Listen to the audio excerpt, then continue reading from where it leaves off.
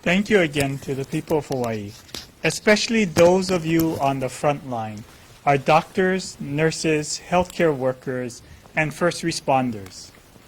I would also like to thank all the essential workers who are helping our state remain operational by continuing to provide core services and programs for our residents. I want to thank Lieutenant Governor Josh Green, who is joining us for our briefing today. As I stated yesterday, the Lieutenant Governor is the healthcare liaison for the state of Hawaii. He plays a vital role in this crisis.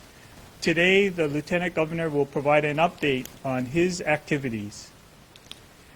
He will be followed by Dr. Bruce Anderson, who will provide the latest update on confirmed cases and testing in Hawaii. Today is the first day of my mandatory 14-day quarantine for everyone who arrives in our state, both residents and visitors. Since announcing the quarantine, along with my request for travelers to postpone their vacations for the next 30 days, we have seen a dramatic decrease in arrivals. As of Tuesday, March 24th, arrivals by air were down 87% compared to the same time last year. They have dropped from 30,000 per day to a little more than 4,000. My directives are working. And Tim Sakahara from the State Department of Transportation will provide more details on how the quarantine is being implemented at our airports and what it means for residents and visitors. The important fact is that we must try to stop visitors from coming to Hawaii in order to stop the spread of COVID-19 in our community. For those of you watching at home, especially those in the visitor industry and supporting businesses who have been directly impacted by this crisis, we know these are challenging and uncertain times. Please know that I'm working closely with our county mayors and my department directors on additional policies to support our businesses and workers who have been economically hurt as a result of COVID-19. Also, on the economic front, there is some good news from our nation's capital. Yesterday, the Senate passed a $2 trillion economic stimulus package that will get money to Hawaii residents and businesses and help our economy weather this storm. The measure goes before the House for a final vote tomorrow, and we are working closely with our congressional delegation to determine the exact details of how the stimulus package will help Hawaii. We will share these details with you in the coming days. Today, I'm also announcing a new initiative being implemented by the U.S. Army Corps of Engineers. They have completed a site assessment of the 204,000 square foot exhibition hall at the Hawaii Convention Center, and they are providing initial planning and assessments for the possible conversion of the convention center into an alternate care facility. Their assignment from FEMA is intended to provide support during possible medical facility shortages. And with us today is Lieutenant Colonel Catherine Sanborn, Commander, U.S. Army Corps of Engineers, Honolulu District, who will provide an update on their project. Protecting the health and safety of Hawaii's people is my overriding priority. Getting through this crisis is going to take everyone working together. These are challenging times, and things will get worse before they get better. But Hawaii is strong. We have faced difficult times before and have always come together in crisis. We continue to remain strong and support each other. Together we will persevere. Mahalo. Our next speaker is Lieutenant Governor Josh Green.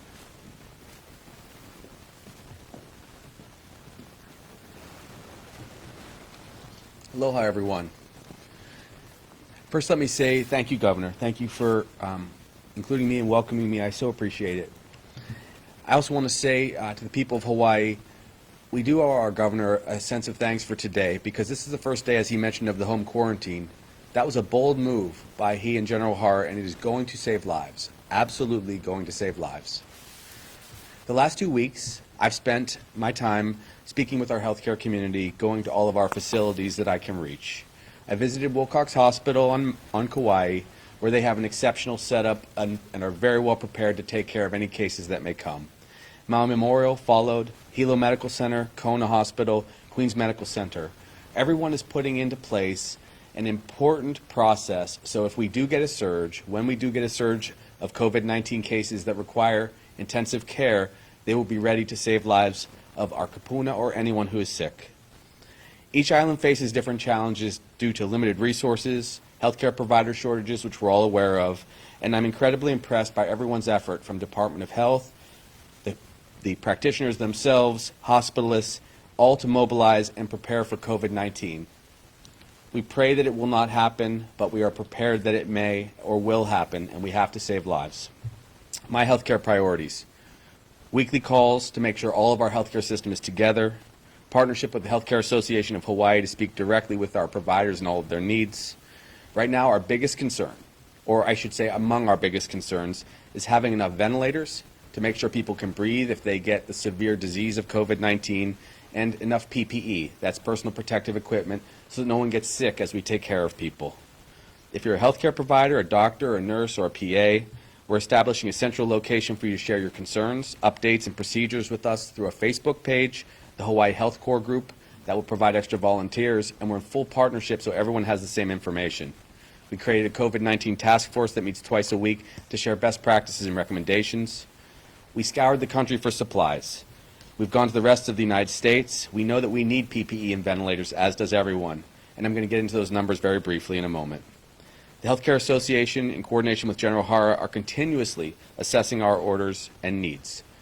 That goes every day, so though we know everyone would like to have more supplies, we will make sure we get all that we can. Currently, our supplies are sourced from HIEMA, or the Hawaii Health Emergency Management Inventory, which is from our federal stockpile and our national stockpile. We get resources from all over.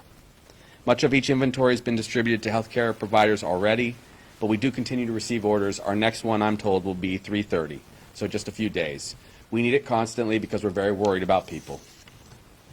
As of March 26th, we had 18,000 N95 masks because we've been putting them out into the hospitals, 3,800 face shields, 20,000 pairs of gloves, and 22,000 surgical masks remaining. We're working to streamline this process. This is the first time we've had a global pandemic. We have to be ready. People ask me, and I'll go through these numbers very quickly, how many hospital beds we have. Are we ready? The state of Hawaii has 3,031 licensed hospital beds. The average daily census is 1,970. That means about 67%, 65 to 67% of our beds are filled. We can surge that capacity by about 15%, another 500 beds. That means we have 1,500 beds available if people get sick. We have 328 intensive care unit beds. We have 204 negative pressure isolation room beds if we have to isolate people. And we have 431 to 560 ventilators if we need them, depending on what's in supply and activated. We can also activate field hospital capacity if it's ultimately needed at General Hara's order. These numbers will fluctuate. They change from hour to hour. But what we want people to know is we are preparing to surge if we have more sick people than we normally could care for. We had 78 ventilators in use yesterday out of 431 ventilators that were activated, so we had more than enough if our loved ones needed them. We had 31 admissions for COVID screening yesterday, and we've had 7 admissions with positive COVID-19 tests in our hospitals. As of March 26th, and the Director of Health will go over these numbers, I believe the number was 106. Our priority is to continue to give you information, to make sure we have additional beds if necessary, as the Governor just mentioned, to make sure our provider capacity is improved and we can surge if we need it. In closing, this is a critical period. The Governor is taking very decisive action, and we should applaud him for that. He's made Hawaii safer. Our mayors are implementing stringent policies to prevent a catastrophic peak of COVID-19 because we cannot have a surge like this and then down like this where we would not have enough capacity to care for people. When you hear flattening the curve, we want to go more slowly so we can care for everyone. We all need to listen to the Governor, listen to General Hara. Please stay safe at home, home quarantine, follow those rules, and we'll get through this together. Thank you again. We are on the same page. I so appreciate you, Governor.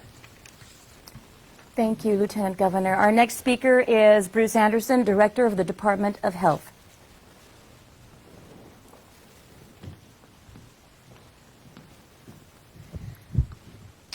Aloha.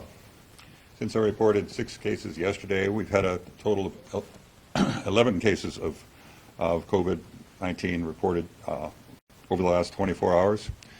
Those include 2 cases from the Grand Princess. These are residents who were on the vessel and which is currently under quarantine, and they are being isolated there. Of the cases on Oahu, we have 8 cases on Oahu, 0 on the Big Island, 1 on Maui, and none on Kauai. All of these individuals are residents of the state of Hawaii. 3 of the cases we've seen have no history of travel exposure today. They're still being investigated. We've only heard about these over the last 24 hours. But it's the first sign that we've seen for a while that there is some localized community transmission occurring. They haven't been exposed to any areas we know the virus is circulating, nor have they been in contact with any confirmed case that we know of. We expected this to happen. As we have seen this situation evolve, we've had travelers mostly coming to the state. In fact, over 80% of the cases we've had have been travelers or someone with exposure to an individual who's traveled. But we're beginning to see a few people who have no travel history, indicating there is some community transmission. We have not seen any widespread community transmission as of now. That is possibly going to change in the near future, but I'm very pleased that the measures that the governor has implemented and we're all following are seemingly having some effect. I wanted to also mention that we have almost 5,000 lab tests now completed. In fact, 4,934 in total. Most of those are being done by the private labs in the state. Our state laboratory is focusing on confirmation testing and in surveillance. None of the individuals who we've tested in our surveillance program have shown to be positive, which again reinforces the fact that we're not seeing widespread community transmission. But this is the time that social distancing is going to make a difference. This is where you should take isolation or your distancing very, very seriously and adhere to the guidelines that are being put out. Don't go to restaurants. Don't go to places that are obviously closed, and adhere to all the guidelines as it relates to social distancing. Thank you. Thank you, Dr. Anderson. Our next speaker is Tim Sakahara, Public Information Officer, Department of Transportation.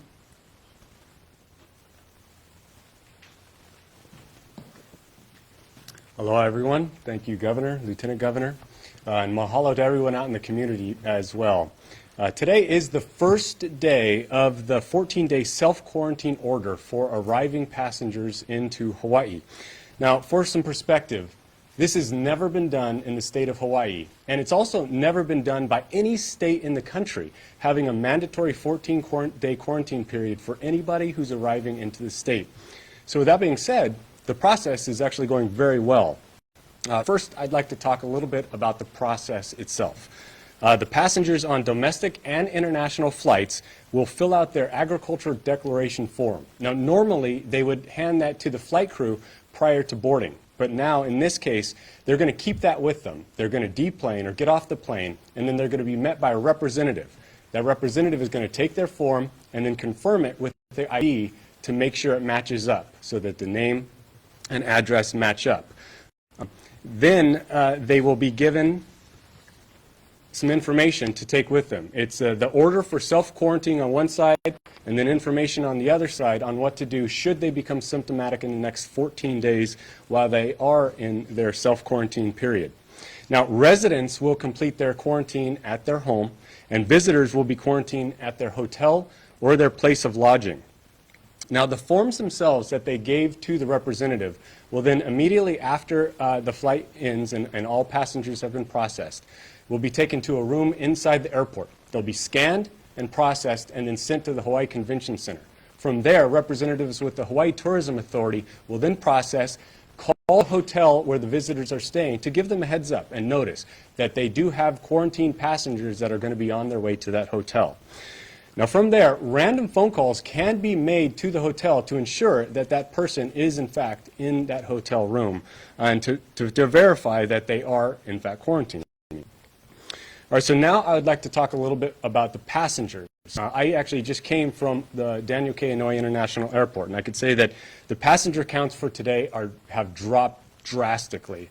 There are multiple flights that are arriving today with 0 or 1 passenger on board. And many of them are coming in with fewer than 10 people on the entire flight. The majority of those people are returning residents as well who are coming back from another destination. For a little bit more perspective too, comparing this March with last March, the numbers are also very drastic. As Governor mentioned, 87% drop off overall from this March from last March. But just a little more perspective. On Tuesday, the last full day of statistics that we have for incoming passengers, for Honolulu, from domestic, the mainland in Canada, 2,430 total people came into Honolulu on Tuesday. Now compare that with last year on the same day, there was more than 13,500. Another quick example, on Kauai, that day last year, there were more than 2,500 people that came onto the flight. But on Tuesday, 38 total people flew into Kauai, to Lihue Airport. So you could see that the measures that have been put in place have been working. People are not coming into the airports, and visitors are canceling their trips or staying home. Now that the order is in effect, we actually anticipate that those numbers will continue to drop off, even more so. And so with that, we would just like to thank everyone who's doing their part. It is an extraordinarily uncertain times for a lot of the people in the transportation sector. So we certainly acknowledge and thank the airlines, the concessionaires, the hotels, certainly the Hawaii Tourism Authority, which is also doing a very big part in playing into this process, as well as the media as well, because that has been a big part, because the word has definitely gotten out to the people around the world that during this uncertain time, people should not be coming to Hawaii for their vacations. So with that, we thank the media, and we certainly thank the members of the public for doing their part to help prevent the spread of this disease in the community. Thank you very much. Thank you, Tim. Our next speaker, our final speaker, is Lieutenant Colonel Catherine Sanborn, Commander, U.S. Army Corps of Engineers, Honolulu District. Thank you, Governor Ige. Right now, the U.S. Army Corps of Engineers is leaning forward to support the people of Hawaii in potentially expanding healthcare capabilities amid coronavirus. This mission is personal to us. These are our families, local communities, schools, churches, hospitals, and more that are being impacted. We're committed to working with our partners to see this mission through to completion.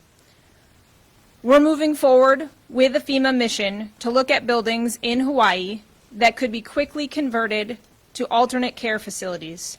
Should a request come from the state through FEMA to convert these facilities, we'll be ready to go. The design concept for these sites are flexible and adaptable, and if implemented, we're confident that they would help to expand medical capabilities in the state successfully. To support this effort, the Corps formed a planning and assessment team on Monday, March 23rd, comprised of 10 Corps employees, all volunteers for this important mission. We're completing these assessments in coordination with the state, the counties, Hawaii Emergency Management Agency, and local stakeholders. So far, our team completed 2 site assessments chosen by the state, including the Hawaii Convention Center on Monday, March 23rd, and the Neal Blaisdell Center on Wednesday, March 26th. The team is scheduled to conduct assessments on Maui tomorrow, March 27th, at the sites chosen by the state. Should the state request and FEMA Direct, the conversion of existing facilities for medical purposes, we stand ready to support. As the nation's engineers, the Corps has the willingness, capability, and experience in construction to deliver this mission. While we're working this mission here in Hawaii, nationwide, and even internationally, the Corps is committed to coordinating together in a whole-of-government approach in the battle against COVID-19. In closing, I want to emphasize that we're taking this pandemic seriously. We are proud to collaborate alongside our partners in the delivery of resources that could save the lives of patients and healthcare workers alike. These are trying times, but we are all in this together. Our priority continues to be safeguarding the lives of the people of Hawaii, the nation, and its allies. Thank you. Thank you so much, Lieutenant Colonel. Now it's time for our question and answer period. The first question is for Tim Sakahara, if you could make your way up to the podium. This is from Manolo Morales at KHON2. How many arrivals total, and how do you confirm the info on the form, the hotels, Manolo, I'm trying to get this, okay? How many arrivals total, and how do you confirm the info on the form, the hotel, where they're staying? That's what he says. Well, as far as the start of the day today, there were actually only 59 total scheduled flights to arrive in Hawaii, statewide. But many of those actually, or some of those were canceled and didn't even make the flight because there was no one on. So there's been a drastic reduction in not only passengers, but incoming flights as well. And even those flights that are coming in with 0 or 1 passenger, it is really because they still need to have the plane here in order to fly people out, the next day or later in the day. So that's the reason why some passengers, some flights are still coming in even with nobody on board. And in terms of verifying the information on the form, they do have to provide a real ID, an ID with them, so either a state ID or a driver's license, so that the representative at the airport that meets them at the gate will match up the two together and determine, okay, well, what they put on the form does in fact actually match up with their ID. If there isn't any sort of discrepancy, then they will question that and have the person either put the correct information that matches up with their ID so that they can be able to track this person. Okay, Tim, you might want to stay up there. Next question also for Governor. This is from Audrey at the Associated Press. I spoke to some travelers who arrived at the Honolulu airport this morning. One woman thought she could still go out to buy toilet paper during the quarantine. Another said the 2 quarantine workers who met her flight from Seattle herded passengers off the gateway and didn't have them maintain 6 feet apart social distancing. She said the workers handed passengers a flyer about the quarantine but gave no explanation. My question, what kind of quarantine education are you providing passengers arriving at airports, and are quarantine workers expected to follow social distancing when they meet the planes? Certainly, this is a brand new procedure, and the workers are implementing the quarantine process for the first time, and I know that we'll get better each and every day. This is a learning experience for everyone.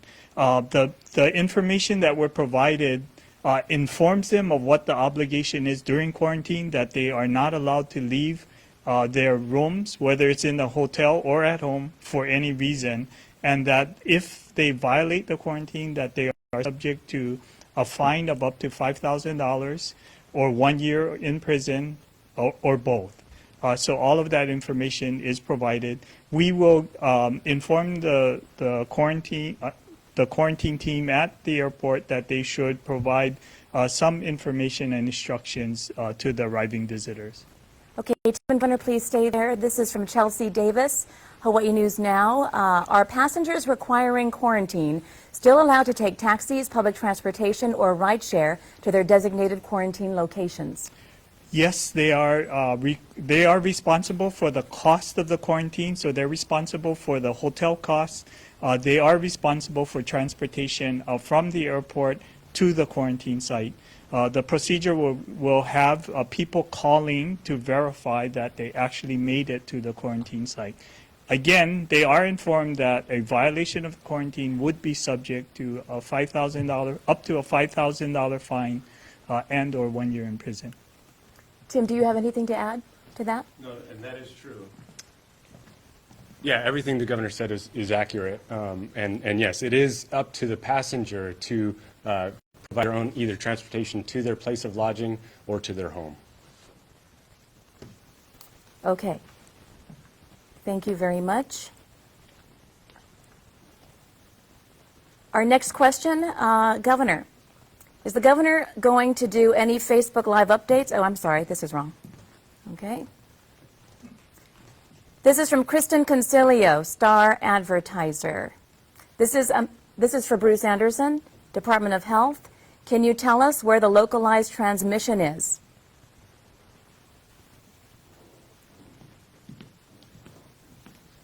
Kristen, thanks for the question. Obviously, people are interested in that. In fact, I honestly don't know the answer to that. We're still investigating those cases, and we'll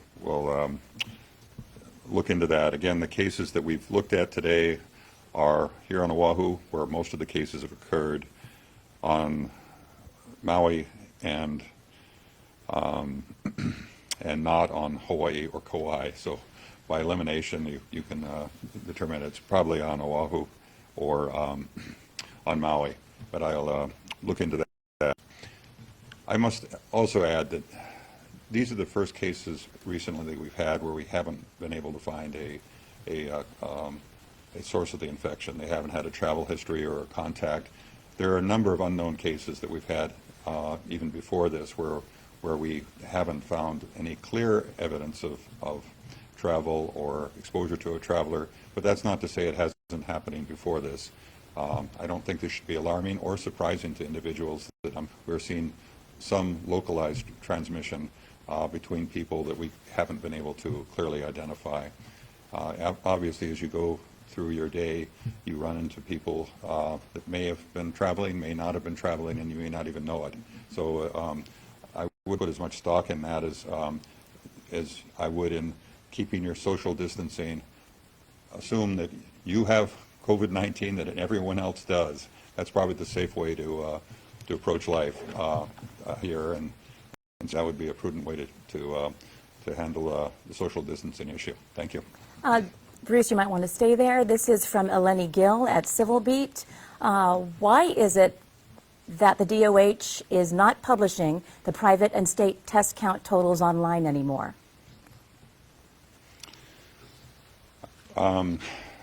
I believe we have revamped our website, and it is on the website somewhere. Let me I'll run through the quick information that I have available to me now.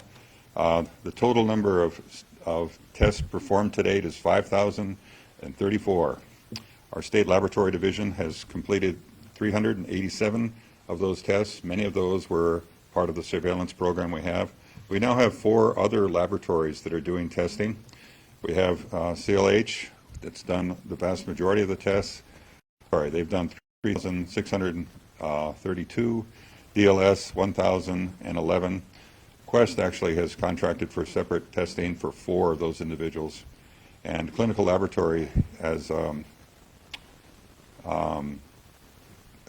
my sheet here, done I'm sorry, those clinical laboratories together have done 4,647. I hope that helps. Okay, thanks a lot. We'll get that on our website going forward. Thank you. Thank you, Bruce. Our next question is for Lieutenant Governor. Lieutenant Governor, how many ventilators are on the island of Maui, if you know, and are ventilators among the federal and national stockpiles you mentioned? Thank you very much. In my larger binder, I've got all the numbers of ventilators by island. The majority of the ventilators are on Oʻahu, and then a smaller percentage on Maui, Big Island, and Kauai has a very small number. I can get you that exact number. The purpose of having ventilators, of course, is if someone goes into serious respiratory failure, we can take care of them, and we do have 561 statewide. We can also some more ventilators available. I just was getting a signal about the actual number. Let me give you that. 24 ventilators, yes, at Maui Memorial. We can surge some of our ventilator capacity by changing out the surgical rooms where we did elective surgeries before we came to this point. And so those surgical rooms can now have ventilators and some additional capacity because we get critical care people there as well. Okay, Lieutenant Governor, you might want to stay there for our next question. We also might want to add Lieutenant Colonel Sanborn. Please, this comes from Ashley Mizuo of HPR. Where will the staff, medical, and maintenance for these sites come from? So, great question from the Corps of Engineers. Our job is to provide the facility support, and we will collaborate with our partners for what is being called the wraparound services, including FEMA and Health and Human Services. They also would like to know how many people would be needed. Yeah, so thank you. The truth is we have a lot of people that are on the bench for a very long time in our healthcare community, and we're reaching out to them now. We have 4,000 doctors in practice statewide, and we have 9,000 physicians that are actually licensed in our state. We've done some things just in the past day to make it more accessible to get those care providers. Also, we look to our schools that are pumping out providers, new medical students. There's a lot of people that we can bring to bear. And of course, General Hara's team and the military can bring a lot of staff as well. Although sometimes when we take military staff, we're taking it away from right now, our civilian hospitals. So we're mindful of that. We do believe we'll have the capacity to surge if we have to fill those 1,000 beds if we have a very big problem. But we'll reach out nationwide if there are any other places that aren't offering care right now. Okay, you might want to stay there. Lieutenant Colonel, we also have this question for you. What hotel, this is from Colleen Uechi from Maui News. The question is, what hotels are being considered on Maui for alternate care sites, and how would they operate? Thank you for the question. So in terms of what sites to look at for assessment, that is provided to us by the state. So the state works in conjunction with the counties and FEMA, and then they provide us with a list of the sites for our team to go and assess. Secondly, I think the question was with respect to how does it work. So it depends on the type of site that we are trying to set up. There are a couple different options. And if it is for non-acute care or non-COVID patients, then it's pretty simple. We make sure it's sanitary and has all the necessary functions of a healthcare site. And then if it is a site for COVID patients, what we have the design to do is to look to create a negative pressure situation in the room, and then the rest of the equipment and staffing are provided by our partners. Thank you. Okay. Thank you very much. Our next question is from Max Dible, Big Island now. Is the state going to receive specific updates on the Kona-based drive-through testing that occurred at the old airport on Monday? And if that's already happened, what are the precise numbers of those tested? Thank you, Max. The number they tested was approximately 200. The state will get immediate results. The protocol for the private sector testing is to be in full cooperation and collaboration with the Department of Health, because the Department of Health then has to make large decisions about resources thereafter.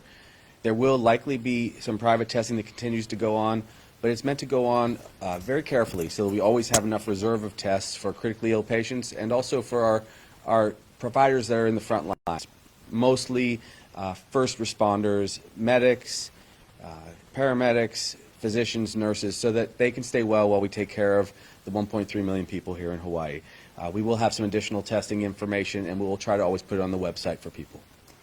LG, please stay there. This is also from Max. I'm just going to give you his second question. Will ventilators or PPEs be shipped from Oʻahu to neighbor islands if needs arise, and can Oʻahu spare them, considering the vast majority of necessary supplies that are needed on that island? We're all in this together. We consider ourselves one state. I think it's safe to say that the reason for getting assessments in each of the different counties and in real time, in coordination with the Healthcare Association of Hawaii, who is the overarching body that looks at all of our hospitals and facilities, they can tell us day to day where we might be having a surge of COVID, where we have a shortage of open ventilators. We know every single morning where our most great needs are. So yes, if we had to get ventilators to protect one part of our ohana, we would get them there. We'd also try to bring in extra ventilators as we order them. Thank you, Lieutenant Governor. Tim Sakahara, next question. Chelsea Davis H&N, how many people were required to go into quarantine so far today, if you know? I do not have an exact number yet, but as stated earlier, the passenger levels are very low as far as the volumes on the planes themselves. So I don't have an exact count for the day yet, but again, the majority of the flights, or many of the flights, are coming in with fewer than 10 people on board. I could say, actually, before this, the flight with the most people today had 54 people on it. But 25 of those actually were just layover. They're transiting to another stop, so they weren't actually even ever leaving the airport. And so that, at that point, a couple hours ago, was the one with the most people on board. So you can tell that there are not a lot of people coming in. And, you know, just back to the AP's original question, too, on the social distancing question. I mean, you're coming in with 10 people or so on board, or a few dozen. Never in the history of aviation to Hawaii has social distancing been practiced more on an airplane. So the passengers are social distancing, are seated social distancing on the plane themselves. Very few people are coming off. So we would ask passengers to practice that themselves, right? I mean, if they're coming off, you don't need to, while you're going down the jet bridge, to be standing within 6 feet, especially when there's so few people on the plane itself for the deplaning process. That being said, though, I was just texting with our airport managers, and we can send out a message to the flight crews and to the airlines to make sure that they can announce that as well before getting off the plane, so that the passengers know, are reminded to social distance as they're getting off the plane and as they're approaching the representative that's going to be taking and verifying their information. Okay, Tim, stay right there. This is from Lenny Gill, Civil Beat. Can you clarify the rules of quarantine for air passengers versus residents in home quarantine? Do they differ? For example, are trips to the grocery store exempt for residents but not visitors in hotel quarantine? So both of them, both visitors or residents, are required to do the 14-day self-quarantine, whether at their home or at their hotel or place of lodging. And those people that are coming in on the arrivals do have the same rules. They are not allowed to go to restaurants or to go out in the public.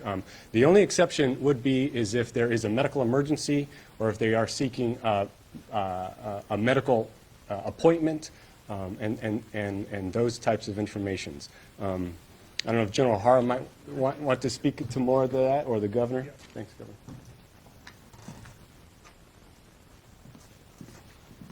The quarantine guidelines are the same for both residents as well as visitors. They are not allowed to leave the quarantine site. Food must be brought to them, so they have to make arrangements whether they're in home quarantine or whether they're in the hotel. Okay, thank you very much, Governor. Lieutenant Governor, this is from Ashley Mizuo, HPR. Of those 5,000 non-practicing physicians, how many are over the age of 65, with so many of Hawaii's doctors being elderly? Many of them will be at high risk of catching COVID, as well as should we be calling on retired physicians and healthcare workers? Great question. About 2/3 of them, I would imagine, are over 65. And we would have lots of different capacity for individuals.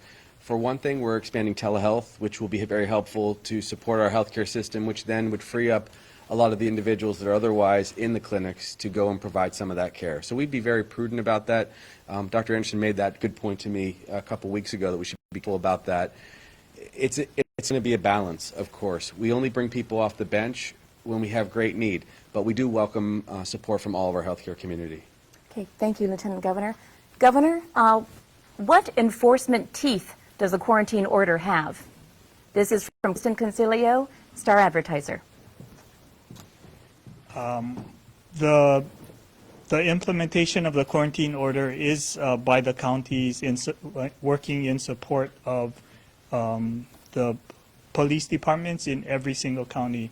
I was informed that a person violating the quarantine on Hawaii Island was detained and a citation written. So that is one of the reasons why it took some time to align the quarantine, mandated quarantine. It's easy to announce it. It's difficult to execute. And with the cooperation of all of the counties, we do have a quarantine system where we can identify those who are outside of the quarantine. And certainly we will be taking action as necessary. Okay, Governor, you might want to stay up there. Tim Sakahara, you might want to join Governor. How are you monitoring private plane passengers arriving in Hawaii? This is also from the Star Advertiser. The mandatory 14-day quarantine order applies to all travelers coming into the state. There are companies that support private airplanes. They have been informed of the mandatory quarantine for all arrivals. They will be distributing the materials to those who are traveling on private airplanes, and they will be made aware that they are subject to the same quarantine that all travelers coming into the state is subject to. I don't know if you have anything else. Is that good? Yeah. Okay. Actually, there was one more here. What tools do hotels have to ensure guests are abiding by the quarantine rules, and what are you doing to ensure compliance at vacation rentals? Certainly we are working with the Hotel Lodging Association to try to inform everyone about what the requirements of the hotel quarantines would be. The industry has been supportive and been very helpful in assisting. We've distributed information about what is required in quarantine. They are implementing it in their facilities as guests come into them. So again, this is a whole industry effort. We do appreciate the support of the airline industry as well as the visitor industry. We are providing information and guidance to all of them so that they can help us implement quarantine.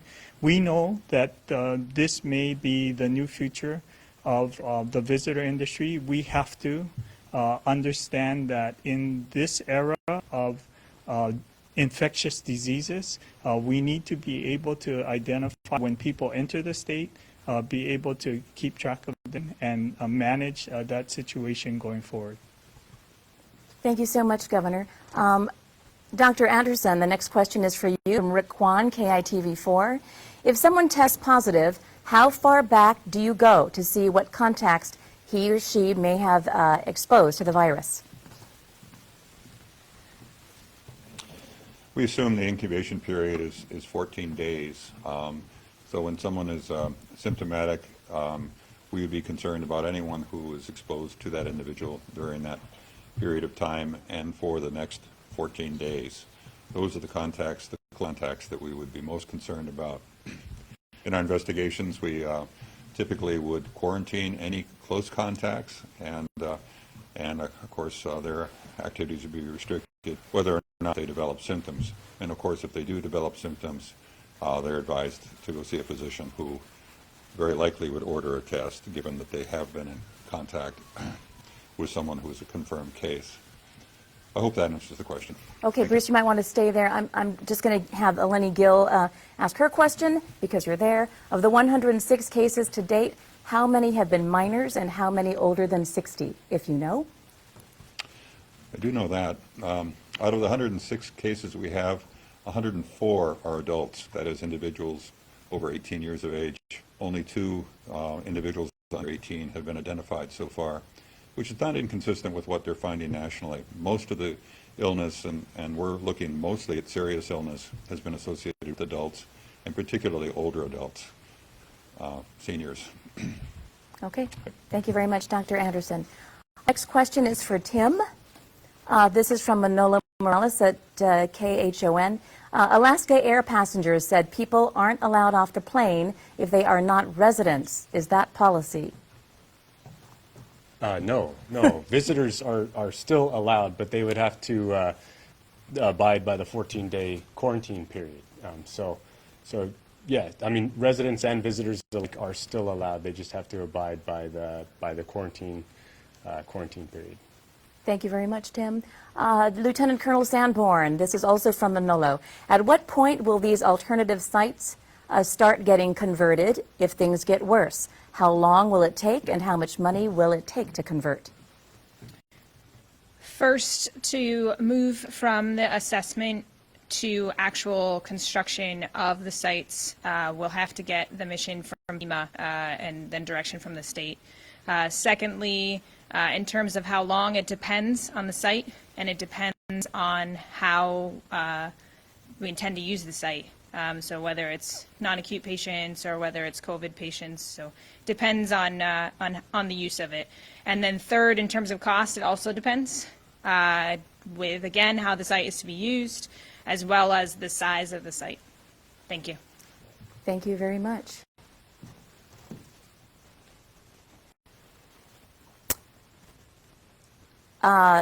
Bruce, you might want to answer this one. This is also from Lenny. Why are COVID test results taking up to 2 weeks?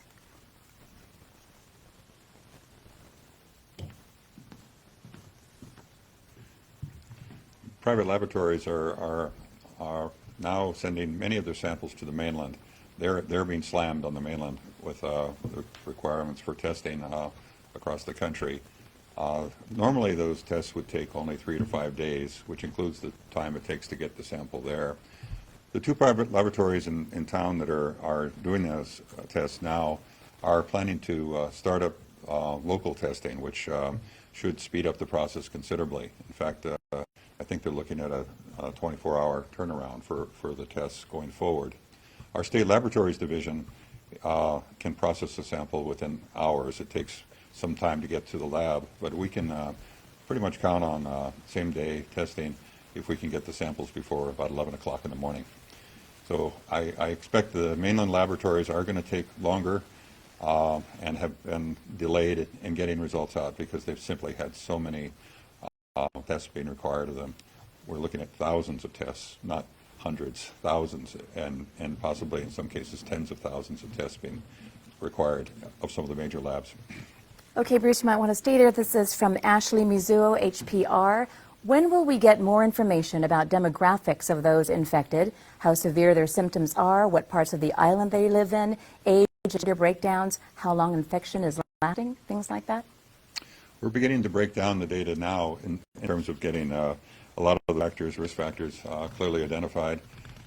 We've had surprisingly few cases. 106 sounds like a lot, but in other places where they're able to clearly break down the cases by age, sex, county of residents and everything else, they're looking at a lot more. We have actually started to develop some epidemic curves, so which I would show you here, display the cases that are travel associated, cases that are not travel associated, and as I mentioned earlier, some of the cases that have no evidence of exposure to travelers. Over time, we're going to start seeing some trends here, probably similar to what we've seen in other places. Hopefully this curve is going to be a lot flatter than we've seen in some places where it has skyrocketed once they start community spread. But we are working on that, and we will be getting much more information out in the near future on all the risk factors here. Thank you. Okay, Bruce, Ashley has a follow-up. Are any of those waiting on those tests currently hospitalized? Would you know? I believe only one case is currently hospitalized. We've had at least 7 cases who have been hospitalized for at least a short period of time. Remember, people are being admitted and then discharged, and so that number changes from day to day depending on the status of the patient. We have at least one case who's been in the hospital for quite a while, and typically cases will be in the hospital for a number of days. That's the experience in other places at least. Okay, Kristen Concilio has a question for you, Bruce. How many people have recovered? Well, virtually everyone's recovered so far. At least we haven't had any deaths here in Hawaii. I mentioned that the one death that we thought was attributed to COVID-19 was not, as it turns out, to be exposed or infected with COVID-19. So we have a 100% recovery rate as far as we know at this point in time. That's not to say we aren't going to see some deaths. Often you have a situation where someone is very fragile, and whether they have the flu or COVID-19, it just takes a little to tip them over the edge. I would expect we're going to see some in the not too distant future, simply because the group at risk is generally elderly and very often have other underlying health conditions. Okay, thank you, Dr. Anderson. Governor Ige, has FEMA, this is from Rick Kwan at KITV4, has FEMA been contacted for help with emergency mortuary assistance? I don't believe that FEMA has been requested for emergency mortuary assistance. I'm not aware of any specific need in that area. Okay. Thank you, Governor. Tim, where are passengers getting screened on the neighbor islands?